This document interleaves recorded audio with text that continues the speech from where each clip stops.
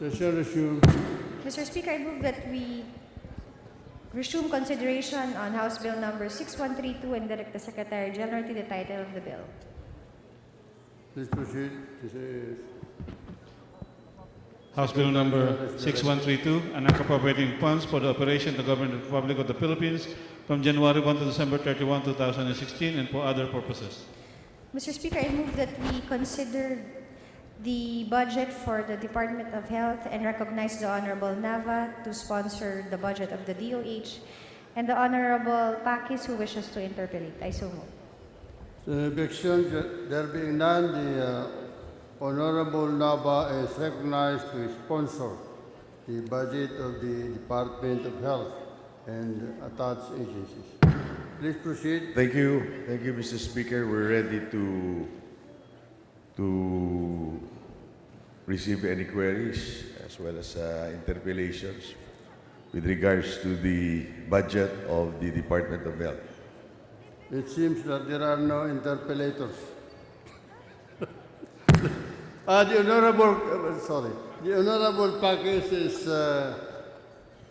recognized to interpellate the sponsor. Please proceed, Honorable Paquiz. Thank you, Mr. Speaker. Mr. Speaker. Mr. Speaker.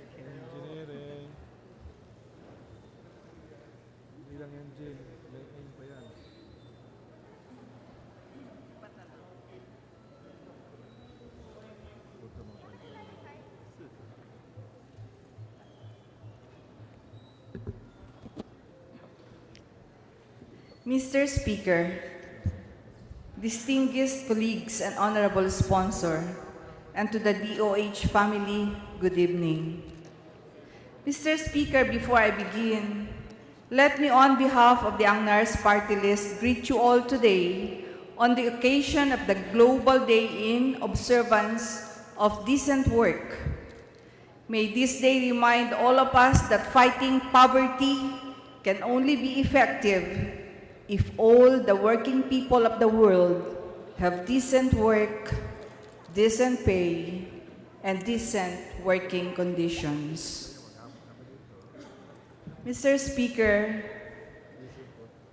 the proposed DOH budget of the Office of the Secretary has increased by 41.1% or 124,164 million pesos in the total department budget. The increase in 2015, on the other hand, is almost 100% from 2014 GAA, which is 46 billion to 87 billion. Undeniably, the incredible increase was attributed to the passage of the Sin Tax Law in 2013. Ang problema po, dahil naka-add on ang Sin Tax sa budget ng DOH, imbes na naka-on top of dahil earmark po ito, napakahirap ma-identify kung ano-anong programa ang tiyak na natugunan ng Sin Tax.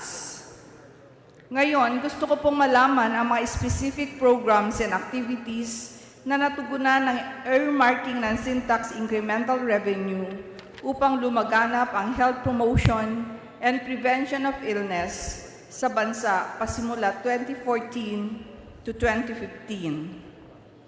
Magsimula po tayo sa Health Awareness Program and attainment of the Millennium Development Goals. National Health Insurance Program, enrollment in universal healthcare is just one of the programs. I want to know how many Filipinos were actually attended to and availed of the insurance and its corresponding packages on primary health care. Under the improved financial risk protection, which is to enroll the poorest of the poor and the next quintile, for the 2016 proposed budget, approximately 15.4 million indigent families are targeted. This would represent almost more or less 40 million individuals, for that matter, Mr. Speaker, Your Honor. So you're saying, my dear colleague, that the actually attended to and availed and those who availed of the insurance is 40 million out of 15.4 billion target. 15.4 families are being targeted, which would result to more than 40 million individuals, Your Honor, Mr. Speaker. So this is the real number of those persons who actually attended and availed of the insurance, 40 million. Actually, we can add the additional more or less 5 million senior citizens for this matter, Your Honor, Mr. Speaker.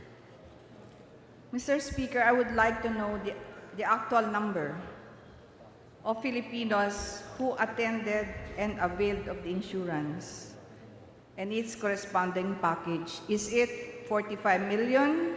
Is it 40 million? What is the actual number of those who were given the insurance package?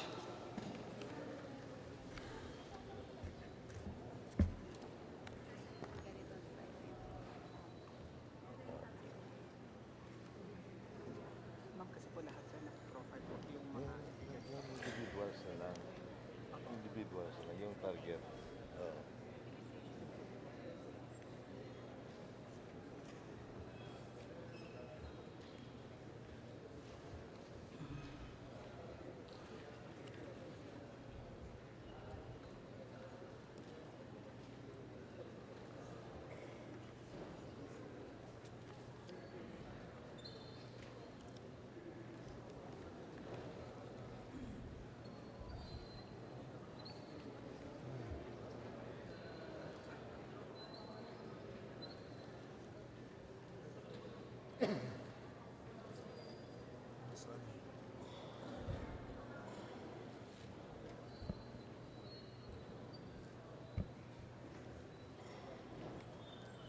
The targeted for 2015 out of the 37.06 billion are 15.3 million families specifically, which has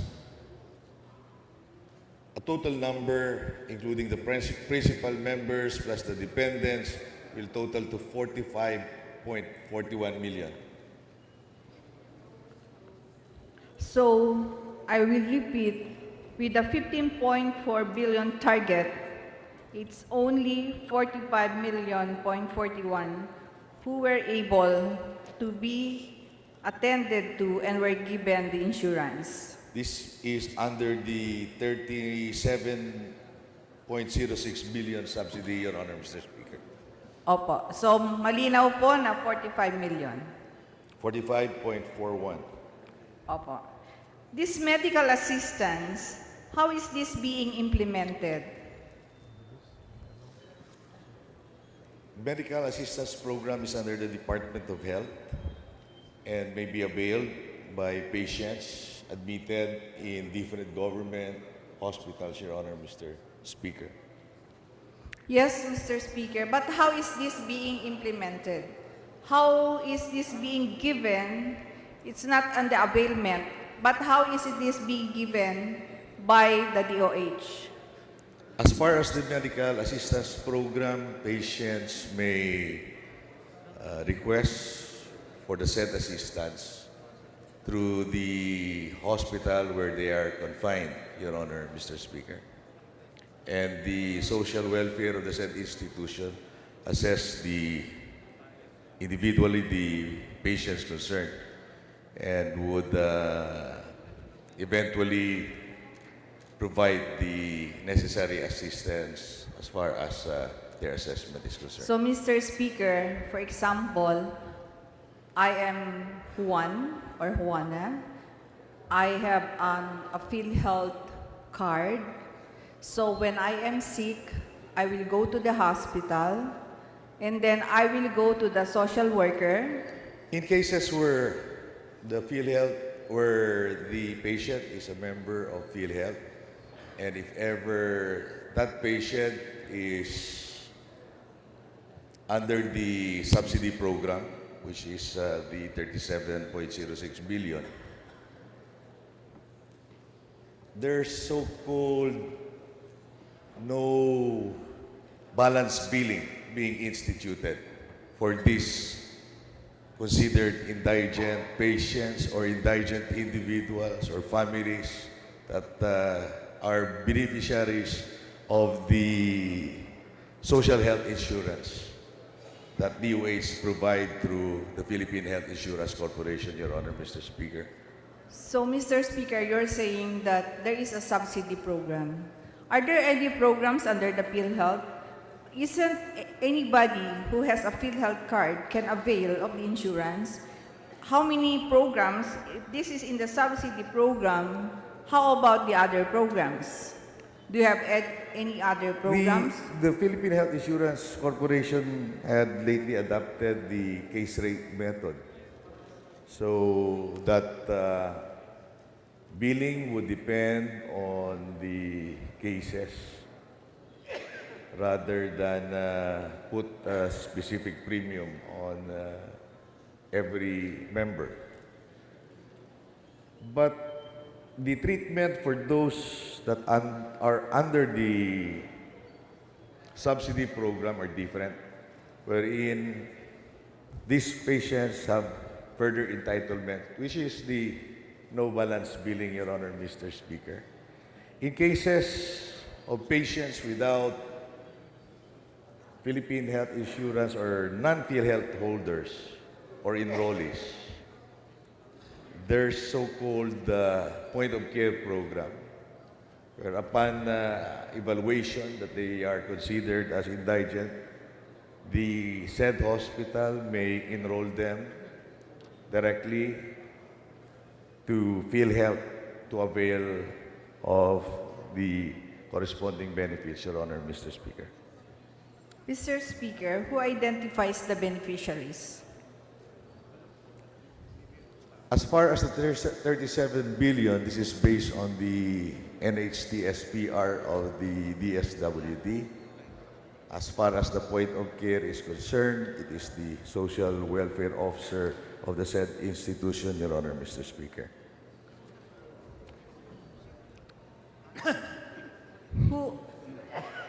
Who among the PhilHealth workers identify the beneficiaries? For example, PhilHealth workers are dependent on the list that the DSWD provides, Your Honor, Mr. Speaker.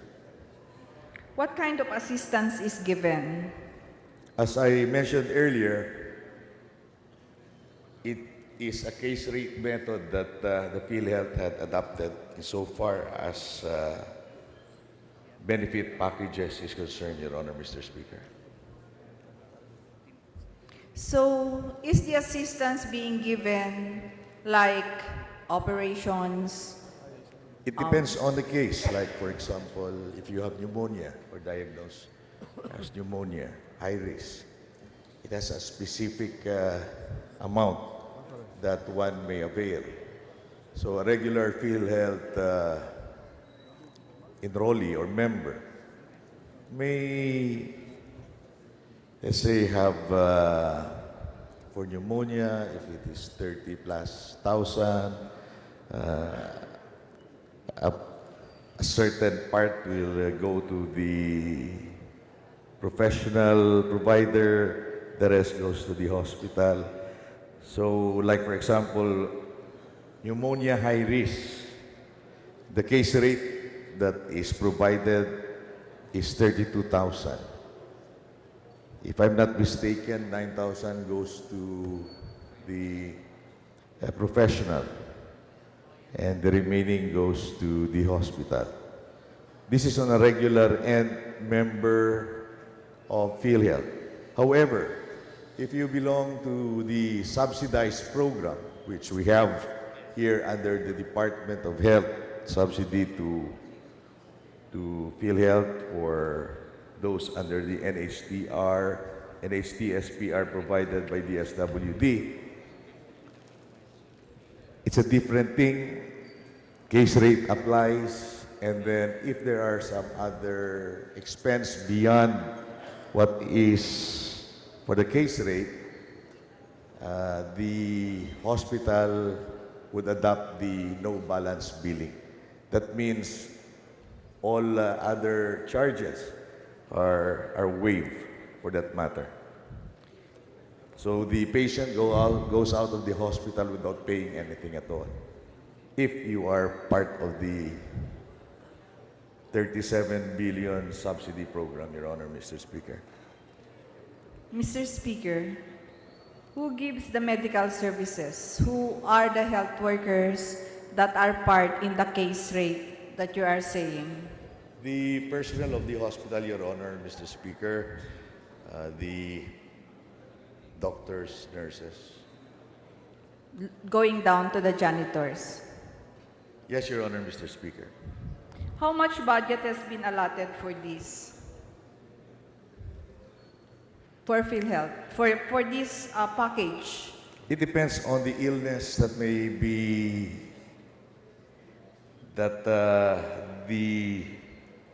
the said patient will be diagnosed of.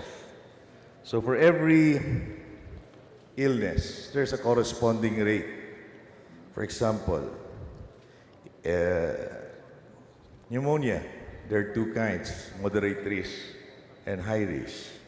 Moderate risk has 15,000 benefit package. High risk has 32,000. Dengue fever has two kinds as well. The severe one and the moderate one both have different case rates too. Dengue fever, the moderate one has a case rate of 10,000. Dengue, that is severe, has 16,000. So all these diseases that PhilHealth identifies had a specific rate, Your Honor, Mr. Speaker. Thank you, Mr. Speaker. I just would like to know, with the National Health Insurance Program, how much budget has been allotted for this program? For 2016, Your Honor, it is 43 plus billion, Your Honor. Thank you, Mr. Speaker. This Health Enhancement Facilities Program, what are the specific programs that were implemented and its corresponding turnout rate? HPEP. Pardon me, Mr. Speaker. What are the specific programs that were implemented for the HPEP and its corresponding turnout rate? HPEP for 2016 has a budget of approximately 13 billion.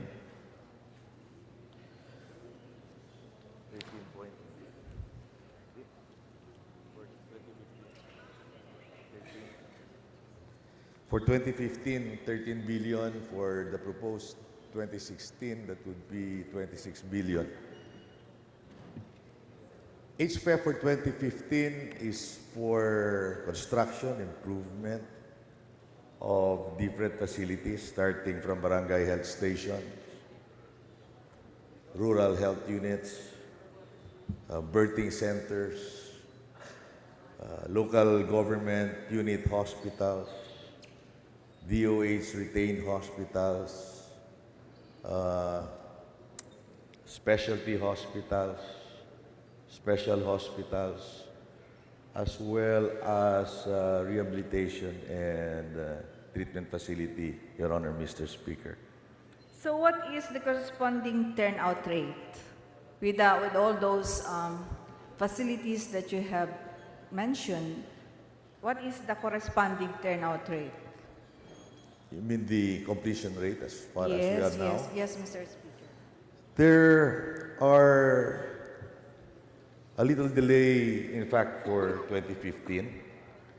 But for 2014, we can provide you of the details. For 2014, barangay health stations,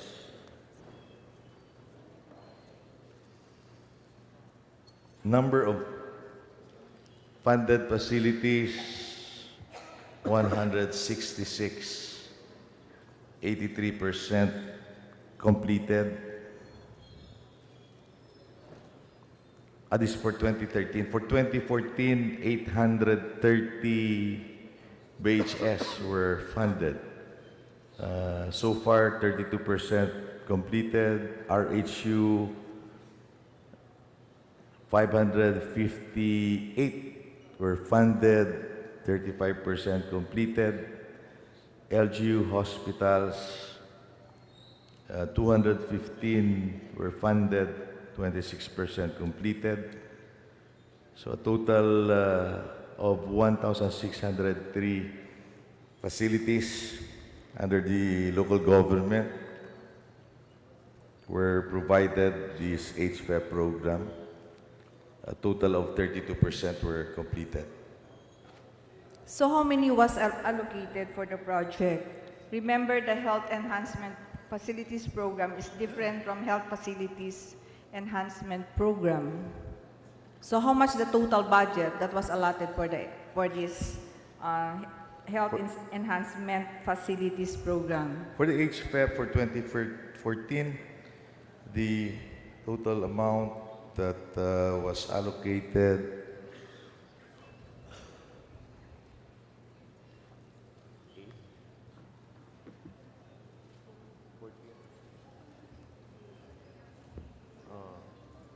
HFEP 8.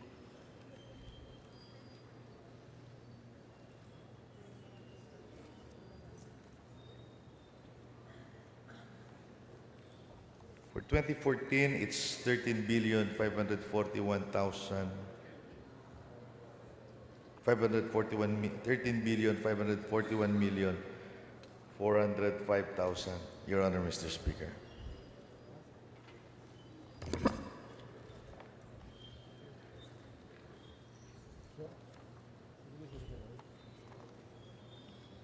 And for all these institutions, facilities that were built, do we have corresponding human resource so that these facilities will function? All the local government units facilities are provided by the LGUs, Your Honor, Mr. Speaker. There are, as it is the commitment of the respective LGUs. The same way with the DOH retained hospitals and the DOH specialized hospitals. There are corresponding personnel complement, Your Honor, Mr. Speaker. So are you saying that the corresponding personnel, are they enough?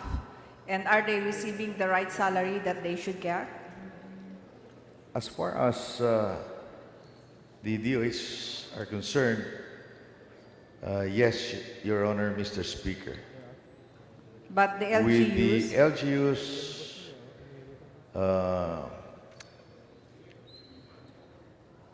there are, I think, two modes that the LGUs recently are doing the hiring process, I believe.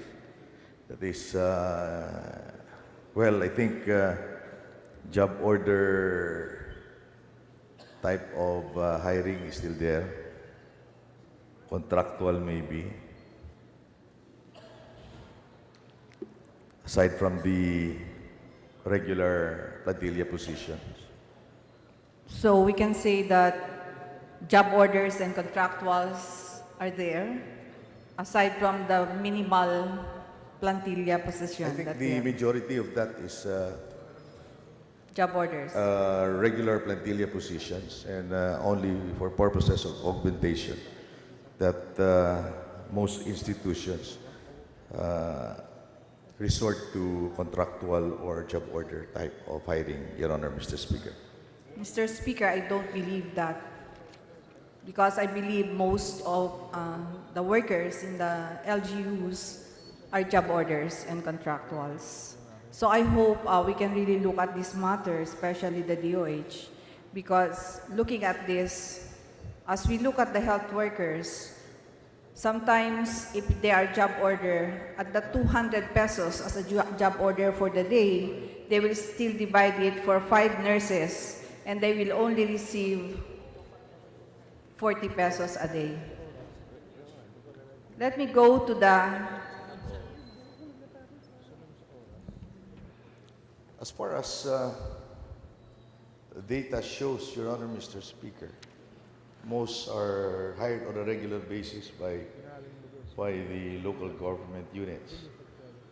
The same way that local government units hire for augmentation, contractuals, and so-called job order mode, the DOH also augments LGUs by hiring contractual personnel, Your Honor, Mr. Speaker.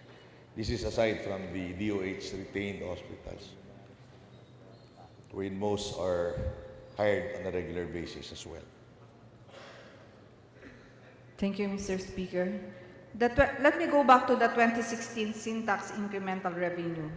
It is being projected by the Department of Finance in the amount of 56 billion point 86. How much is the LGU shares in the syntax incremental revenue?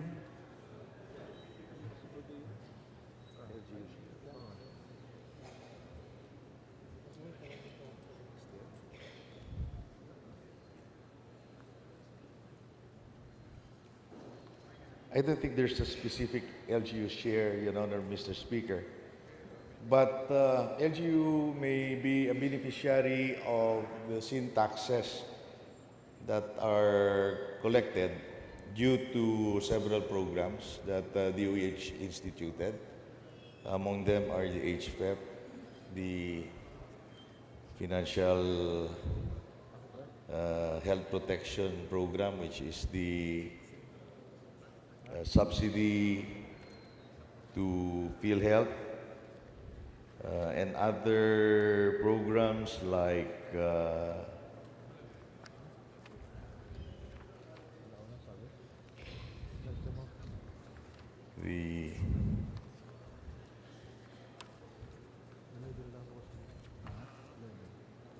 those that are focused to achieve the MDGs, infectious diseases that are endemic, as well as prevention of non-communicable diseases.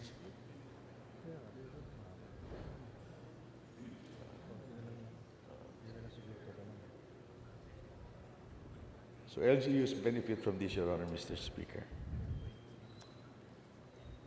You know, Mr. Speaker, I am asking this because health is a human right, and health is not just in the Department of Health, but in every community and locality of every Filipinos.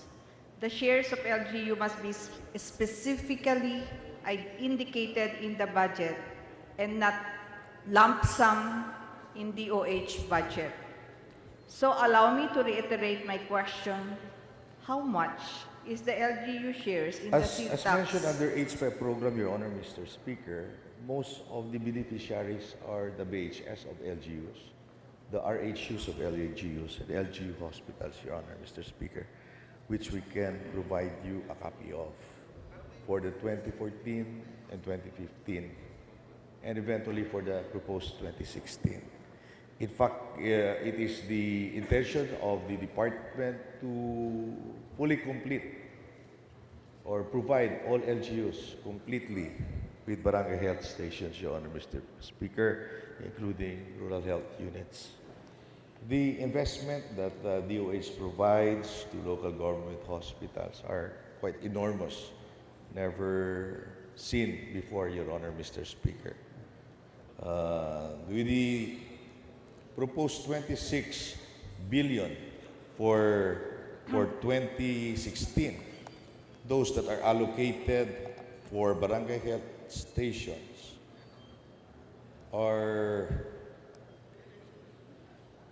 is 15 billion, Your Honor, Mr. Speaker, out of the 26 billion. 15 billion 591 million 667. Rural health units amounting to 3 billion 28 million 876. And LGU hospitals amounting to 3 billion 328 million 113. So for a total of more than 21 billion. More than 21 billion out of the 26.9 billion, Your Honor, Mr. Speaker. So this is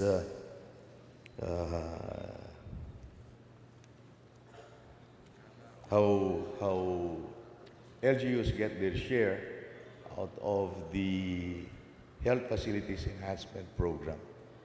With regards to the subsidy for PhilHealth enrollment, definitely LGUs avail of this. The total 43 billion to enroll 15.3 families, Your Honor, Mr. Speaker. So we can, I think, quantify from this data that we have.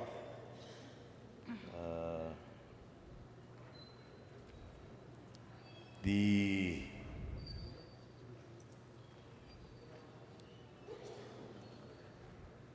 proposed for 2016 has a total of, this is for the PhilHealth enrollment, 37 billion goes to indigent families, and the 6 billion 775 million 326 goes to senior citizens, for a total of 43 billion 835 million 766,000, Your Honor, Mr. Speaker. Aside from other programs, wherein the constituent of all LGUs may avail as well, like the MDGs realization and the control of infectious diseases like tuberculosis, rabies, malaria, filariasis, Your Honor, Mr. Speaker. So, Mr. Speaker, I will go back to my question. And I would like the DOH to really answer me, kahit hindi po ngayon. Are you really studying the LGU shares in the syntax incremental revenue? And if you do, please can you send to our office so that we will know how much is the LGU share in the syntax incremental revenue? We would like to have that for an answer, but I am not... We will provide you the data, Your Honor, Mr. Speaker. Yes, so I will be waiting for this because my only question is the share of the LGUs. Now I will go to the next question. I hope DOH will give me the answer to that question. Because it should not be in the lump sum, but it should be in forms of shares for the LGUs. My next question. The service delivery network is the basis for estimating the requirements for medical assistance and health enhancement facilities program. What is the status of the service delivery networks in its implementation level? Status of the service delivery networks in the implementation. In the implementation of... May Your Honor qualify, please, the implementation of specific... We have now the service delivery networks, and this is the basis for estimating the requirements for medical assistance and health enhancement facilities program. What is now the status of the service delivery networks in its implementation level? Is it functioning well? How is it as you evaluate? How can you rate it? And this is a syntax component. So with the syntax, what is the status of the service delivery network?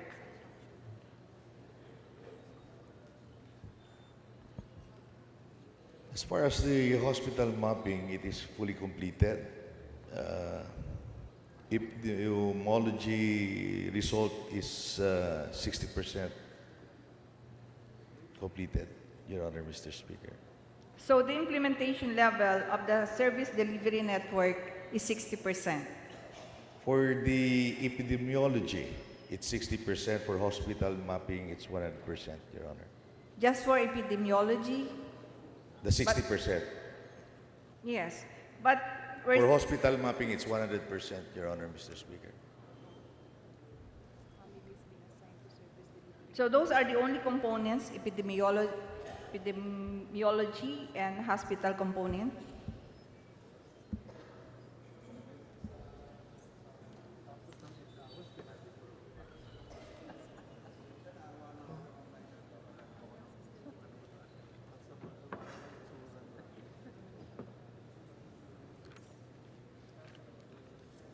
So I think if we totally assess it, Your Honor, it's approximately, it's about 60% functioning as far as mapping of service delivery networks by region. Let me read. Service delivery networks in Section 4. The DOH, through the Centers for Health Development and in coordination with the LGUs, shall define and facilitate the establishment of service delivery networks or local health referral systems for the integrated, coordinated, and efficient provision of healthcare to specific covered populations. The DOH shall also ensure that all skilled health professionals and other allied health professionals hired within a service delivery network possess the clinical competencies required to deliver quality healthcare services provided in the facility. So that is how we define. As far as the referral system, Your Honor, Mr. Speaker, I think it had been working for quite some time now. So my question is, meron na ba pong service delivery network? I think it is in place, Your Honor, Mr. Speaker. If it is in place, then you are saying that there is no referral system?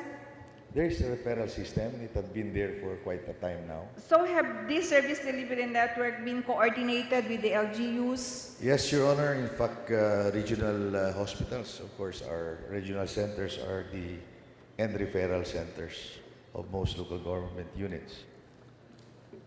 And I think it is being observed that way from the barangay to the rural health units to the local government to hospitals. It may be district, provincial. So these SDNs are in place? Yes, Your Honor, Mr. Speaker. Thank you, Mr. Speaker. Have we established effective health promotion mechanisms and structures so far with the billions of syntax incremental revenue to fund these service delivery networks? So you said that we have already the SDNs, then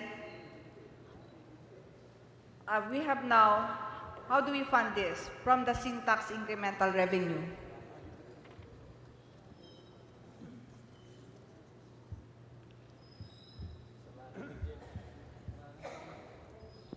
Have we established effective health promotion mechanisms and structures so far with the billions of syntax incremental revenue to fund this?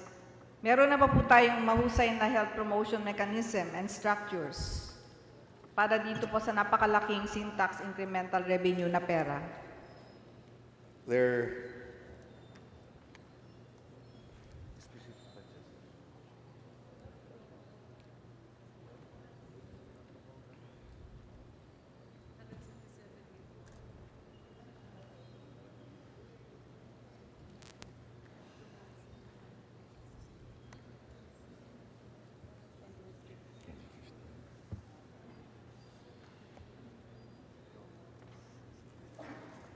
The health promotion budget for 2015 is 116 million, 167 million, 800. And we have the health awareness programs amounting to 202,663,000, Your Honor. So this funds the health promotions program of the department, Your Honor. And these health programs varies a lot.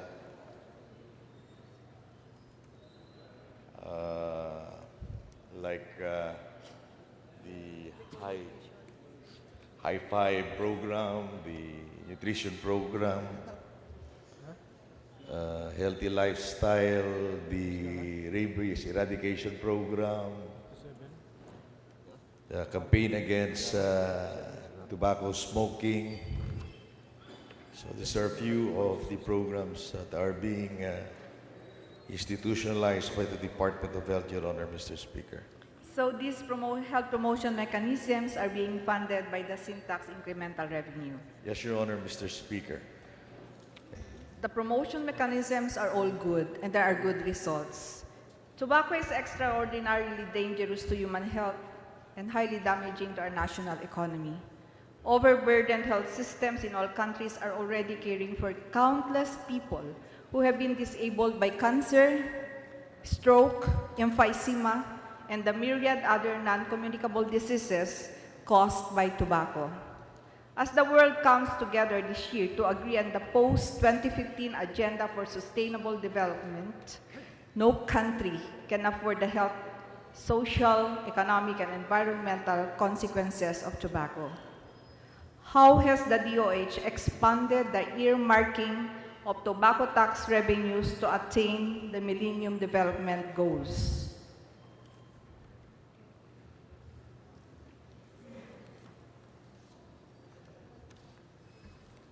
As far as the MDG's target, Your Honor, Mr. Speaker,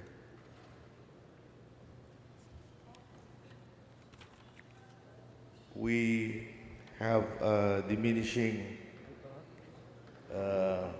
maternal, infant, and below 5-year-old mortality. Although we're still short of the target, Your Honor, Mr. Speaker.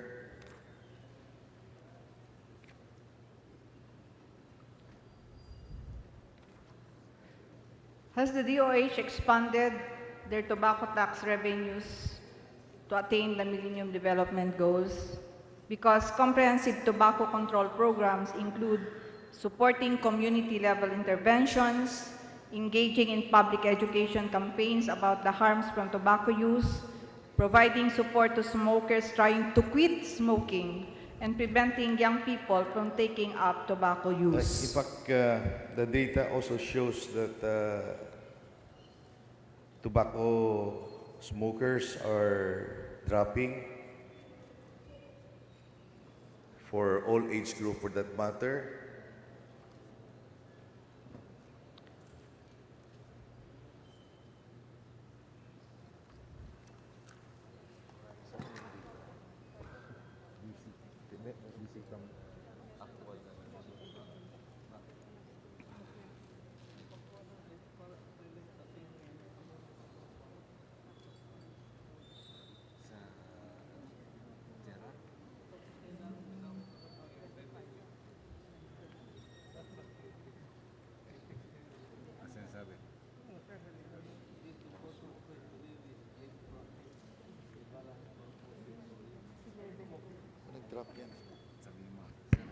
Following suspension, we'll have the data in a while, Your Honor. He's reading my text. I'm sorry, I didn't get the word.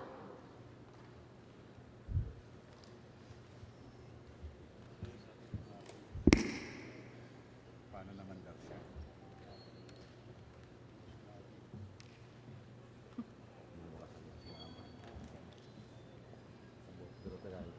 umaga. Hindi, sabihin mo, copy daw niya, pasama mo na.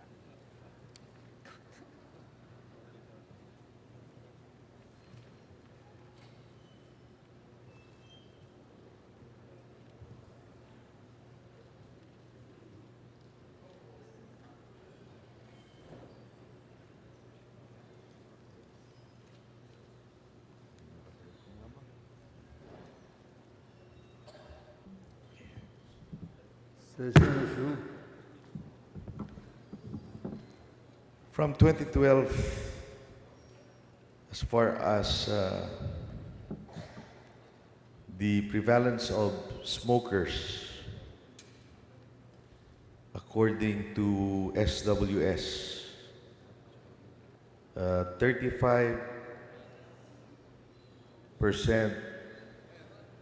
in 2012 had dropped to 21% in 2013 and further dropped to 18% in 2014, Your Honor, Mr. Speaker.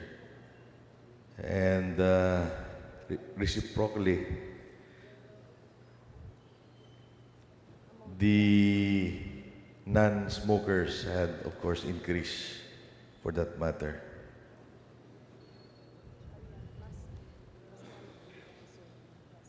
This is for age 18 to 24. For Class E,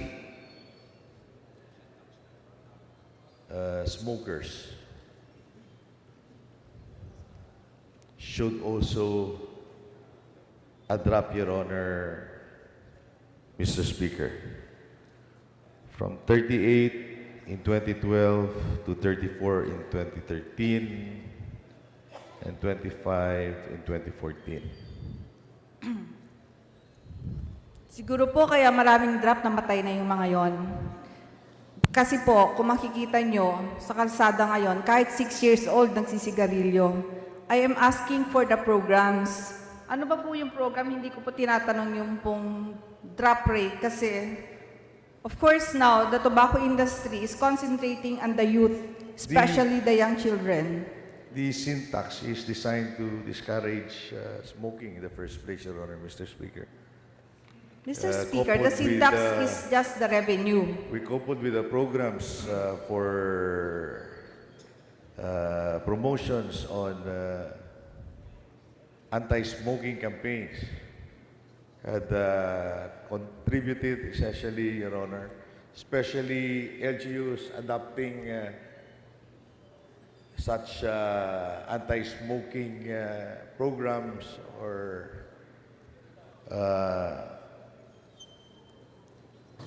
anti-smoking ordinances being implemented, most LGUs compared before, at least had minimized smoking for that matter. Mr. Speaker, who is in charge of the program? Tobacco control.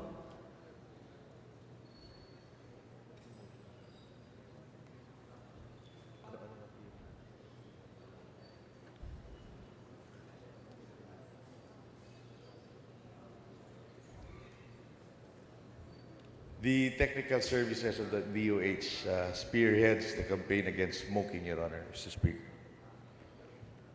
And it is headed by Yusek Billy Sario. So, Mr. Speaker, how much of the sin tax budget has been allocated for the implementation of the programs you just mentioned?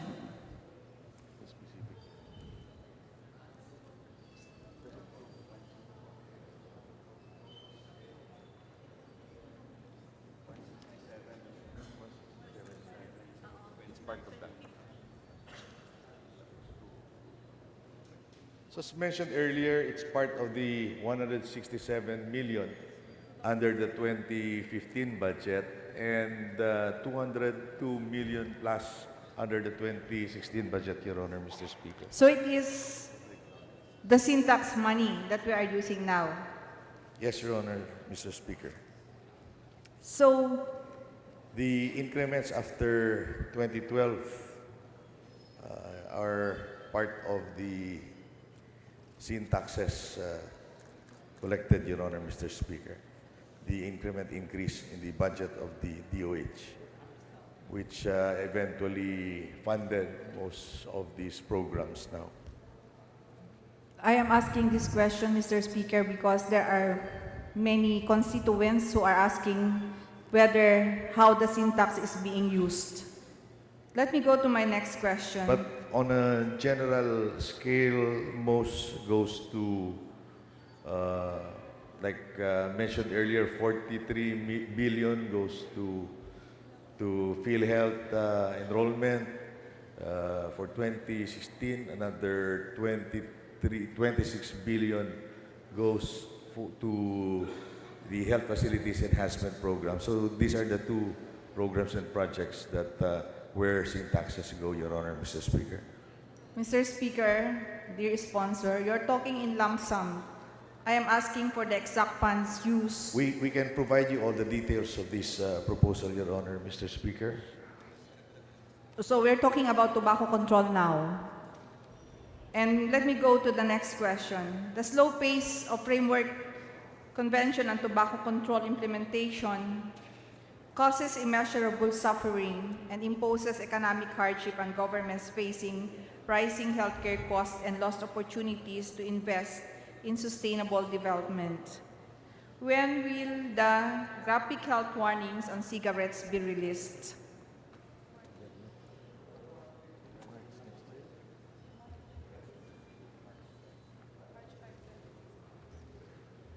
Scheduled for March 5, 2016, Your Honor. So, on March 5, we will be seeing the graphic health warnings on the cigarette packs. Yes, Your Honor, Mr. Speaker. What's the delay? It must be in October 2015, today. How come it's delayed? Because in the law that we have drafted, it should be October 2015.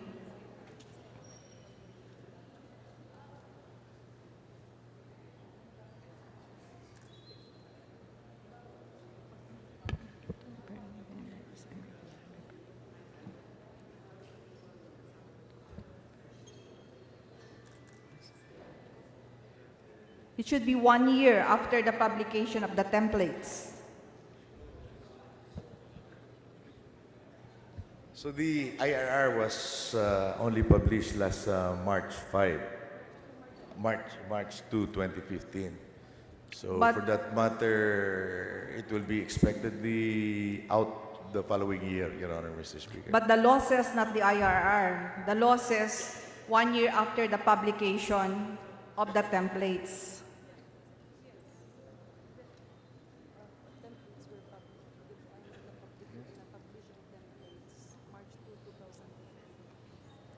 So the templates were published last March 2, 2015. So you're saying this is the 1 year mark? But it is said there that it should be October 2015.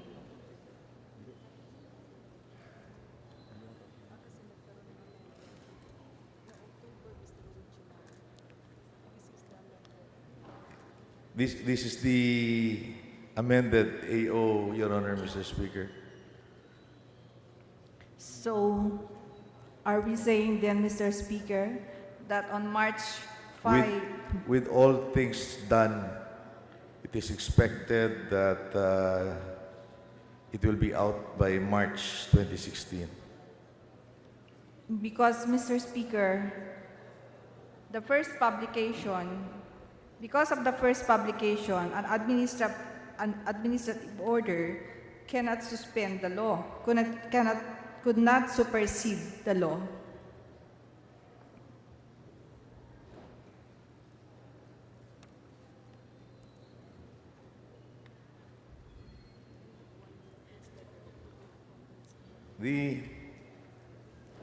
As stipulated, tobacco companies comply within 1 year after the release of the graphic health warning templates by DOH. It was released last March 2, 2015, Your Honor, Mr. Speaker. So, is that the first publication?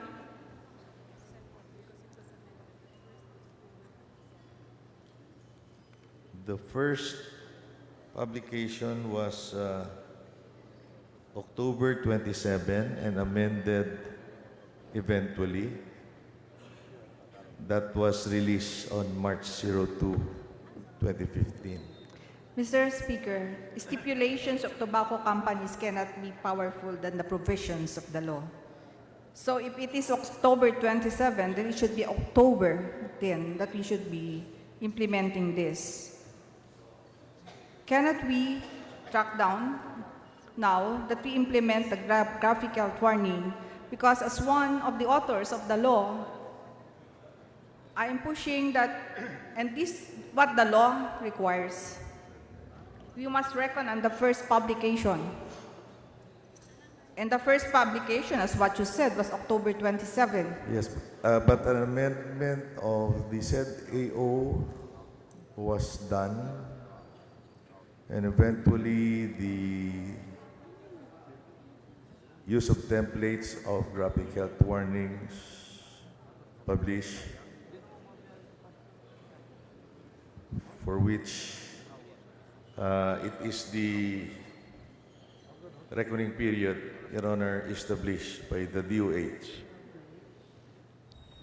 Mr. Speaker, regardless, we can amend million times and we can make 1 million administrative orders.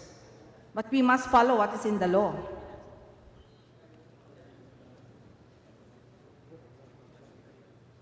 And following your reasoning, we can delay the graphic health warnings 1 million times.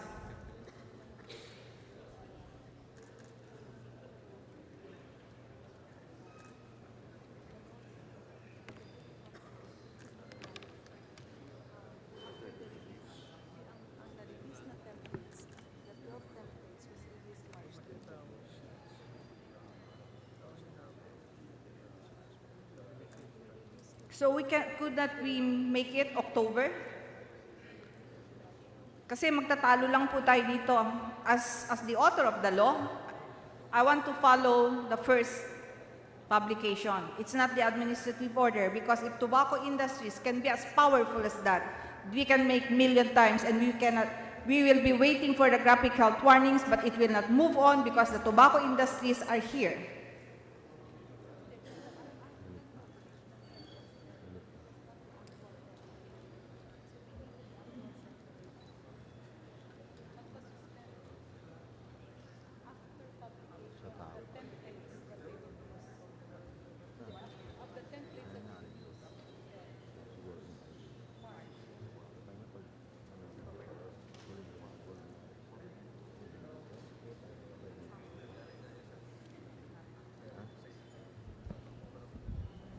Your Honor, Mr. Speaker, there was no actual publication in October 27. It was the release of samples, Your Honor, Mr. Speaker. The actual publication happened on March 2, which is the final publication of the 12 templates. The initial, which was October 27, was the release of sampling of 24 templates. And as provided by the said law, the tobacco companies shall comply within 1 year after the release of the graphic health warning templates by the DOH, which is referred to the March 2, 2015 publication, Your Honor, Mr. Speaker. Mr. Speaker, as legislators, we know that there was a publication. Remember, this is a public hearing, so we need the publication.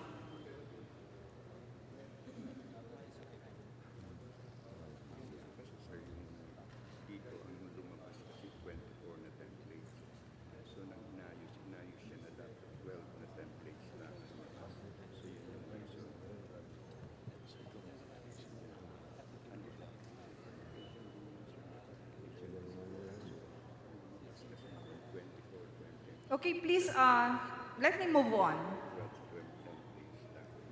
This is my concern as one of the authors of the DHW law. My next question is, has the DOH liaised with other agencies like the BIR in ensuring tobacco companies are preparing to release the graphic health warning packs on time? Yes, Your Honor. So we are sure that by March, as what you have promised, although that is not what we want because I believe that is not the right time, you are producing on March 5 and all packs will have GHWs?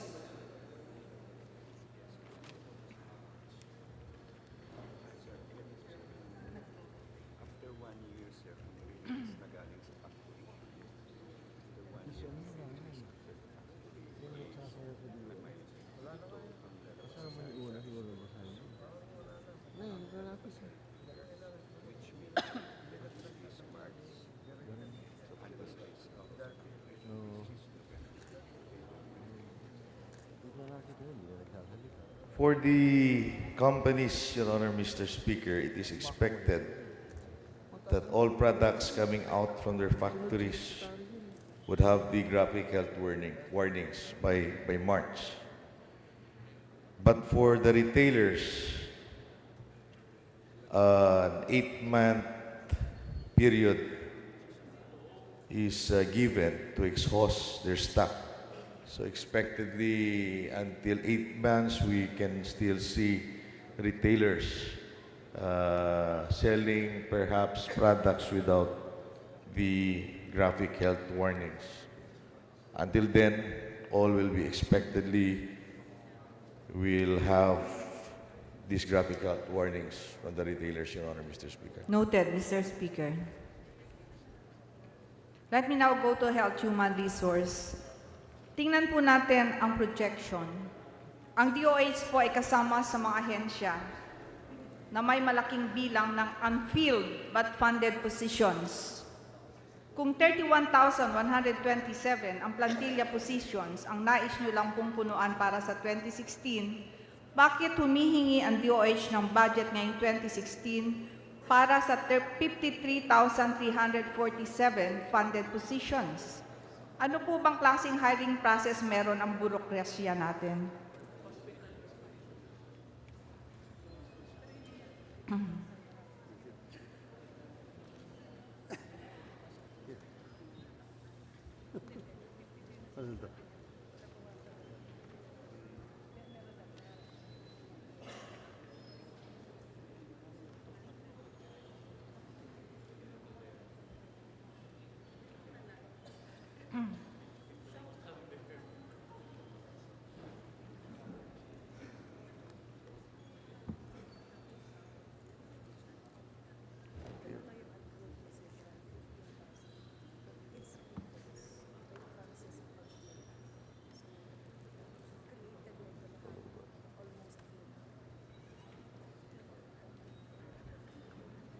To date, the total unfilled position is 15,553, Your Honor.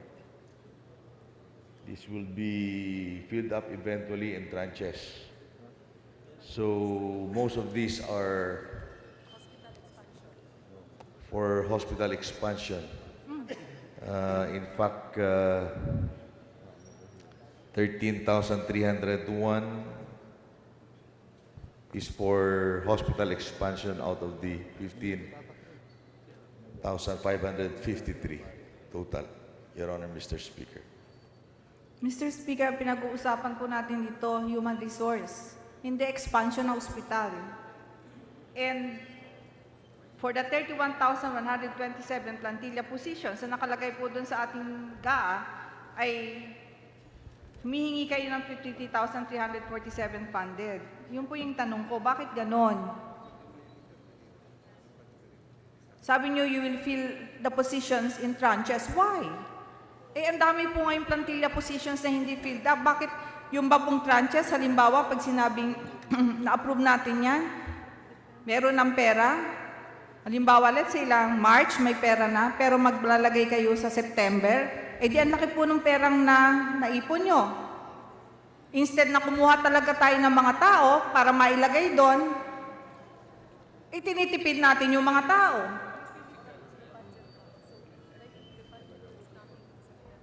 Talaga pong ganito ang kalakaran? You're asking for something which is